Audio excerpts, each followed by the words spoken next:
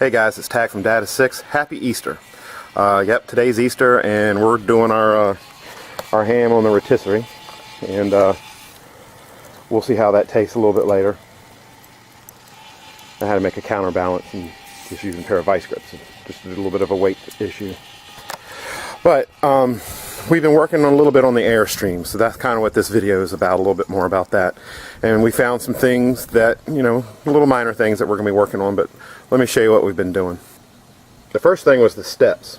It looks like they might have had them down and they moved the trailer at one time because it bent the frame. You see where it kind of broke a little bit there and bent back a little bit there. So we were able to take the steps out and then hammer or straighten out some of the pieces that were bent. So we got that fixed. I'm not sure if it's going to lock. I still have to order some pieces for the that bottom step to go back on there.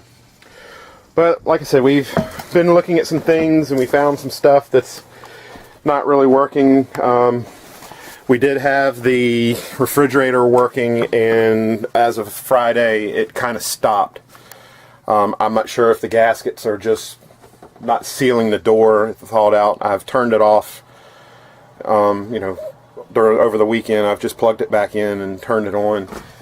It seems to be getting cooler than it was, but I don't know how long. I can't remember how long it took for it to freeze. So hopefully it will freeze. The freezer will freeze and the refrigerator will cool down, or I'll have to have somebody come take a look at it. I just don't want to have to put something else different in here. The other thing that we found that works is the air conditioner. It can run for maybe 6 to 8 hours before it starts to freeze up, so I have a feeling it just needs to have some Freon added to it. Other than that, it really cools the entire trailer down. I did break the thermostat knob off, so I'm trying to find an original one, but if I can't, I'll just have to put something different in here, but it excuse me, but it does work. Some of the other things that we found,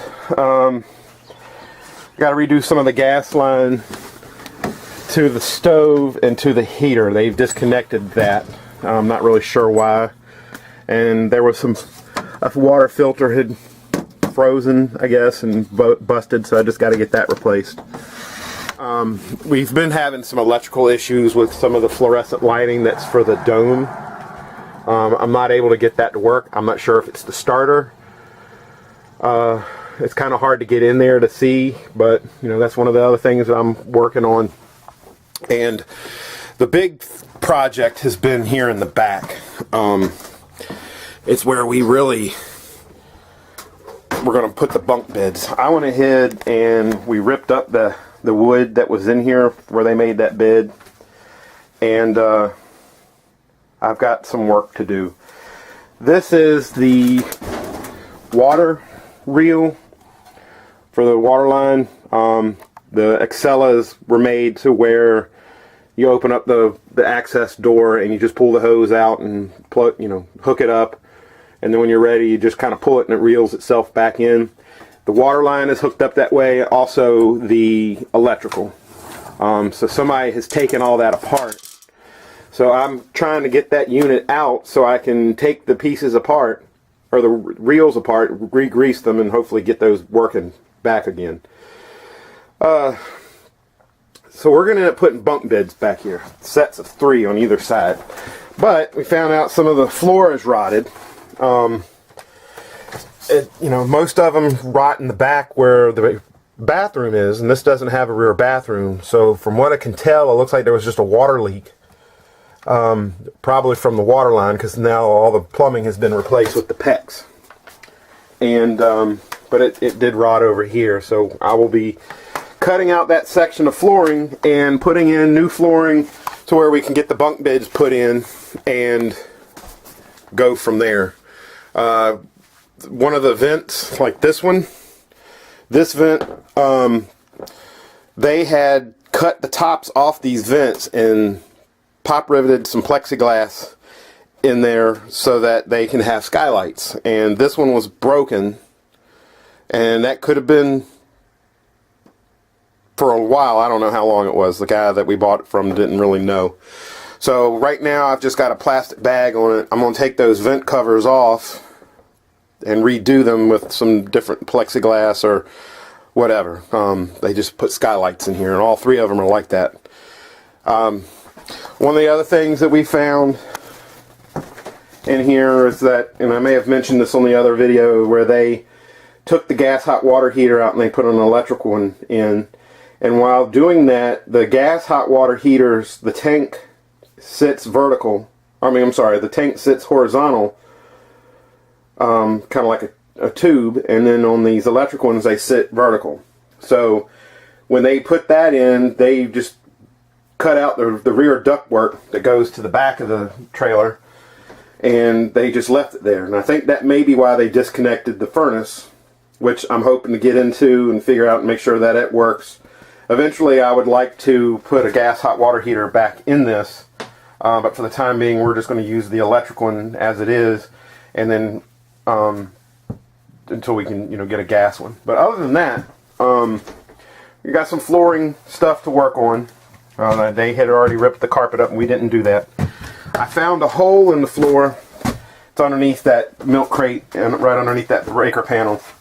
It looks like they were pulling the trailer somewhere and drove over something, and it went up between the wheels and went up through the bottom. There's a big hole up into the underpan, and you can see where it went up through the floor. So I'm not exactly sure what they did, but I think that would just be a matter of fixing that hole and then getting some new aluminum and fix the hole that's underneath where the pan was.